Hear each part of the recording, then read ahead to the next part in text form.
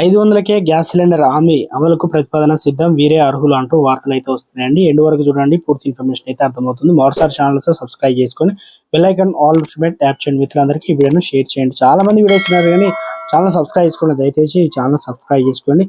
Like చేయడం మాత్రం మర్చిపోకండి, షేర్ చేయండి. తెలంగాణలో మహాలక్ష్మి పథకం కింద 500 రూపాయలకే గ్యాస్ సిలిండర్ హామీ అమలుపై ప్రభుత్వం చర్యలు చేపట్టింది.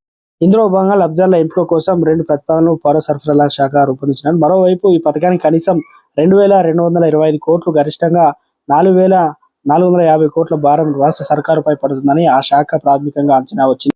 కాంగ్రెస్ ప్రకటించిన 6 గ్యారెంటీలో భాగమైన మహాలక్ష్మి పథకం కింద 500 రూపాయలకి గ్యాస్ సిలిండర్ హామీ అమలుకు సంబంధించిన కసరత్తు ప్రారంభమైంది.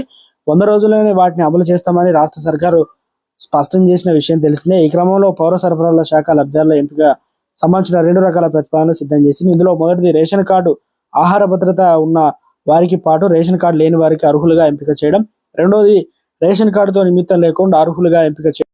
1,20,00,000 గ్యాస్ కనెక్షన్లు తెలంగాణ మొత్తంలో ఇప్పటికీ ఉన్నాయని పౌర సరఫరాల శాఖ అధికారులు చెప్తున్నారు. ఇందులో హెచ్పిసిఎల్ అనగా నుంచి 43,39,354, ఐఓసిఎల్ నుంచి 47,96,302, బీపీసీఎల్ నుంచి 29,04,339 ఉన్నట్లు పేర్కొన్నారు. మొత్తం వినియోగదారులో 44% మంది ప్రతి నెల రిఫిలింగ్ చేసుకుంటున్నారు. గణాంకాలు స్పష్టం చేస్తున్నాయి అంటున్నారు. అంటే సుమారుగా 52,80,000 మందికి నెలకు సిలిండర్ వినియోగిస్తున్నారని తెలియజేస్తున్నారు. రేషన్ కార్డు ఉన్న కుటుంబాలు 89,99,000 పౌర సరఫరా శాఖ అధికారులు అయితే పేర్కొంటున్నారు. తొలి ప్రతిపాదన పరిగణలోకి తీసుకుంటూనే పథకాన్ని త్వరగా అమలు చేయవచ్చునని, అయితే అనర్హుల లబ్ధిదారులకు అవకాశం ఉంటుందని చెప్తున్నారు. మొత్తం సుమారు 1,00,00,000 కనెక్షన్లకు 500కే గ్యాస్ సిలిండర్ ను ఇవ్వాల్సి రావచ్చని పౌర సరఫరాల శాఖ ప్రాథమికంగా అంచనా వచ్చింది అంటున్నారు. మొత్తం ఈ పథకం ఎంపికలో లబ్ధిదారులు సంవత్సరానికి 6 సిలిండర్లు ఒక్కొక్కటిగా 500 ఇస్తే తెలంగాణ ప్రభుత్వం